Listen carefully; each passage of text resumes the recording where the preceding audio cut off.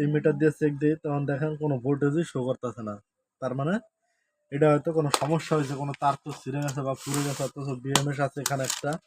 এই বিএমএস যদি কোনো সমস্যা হয় তাহলে দেখা গেছে ভোল্টেজটা শো করে না। তখন আমরা এই কাগজটা আমরা ছিঁড়ে ফেলাবো, ঠিক আছে? ছিঁড়ে আমরা ওই লিথিয়াম ব্যাটারির বিএমএসটা বাই করবো। বাই করে তারপর আমরা ভোল্টেজটা চেক দিব যে কী অবস্থা। তা এখন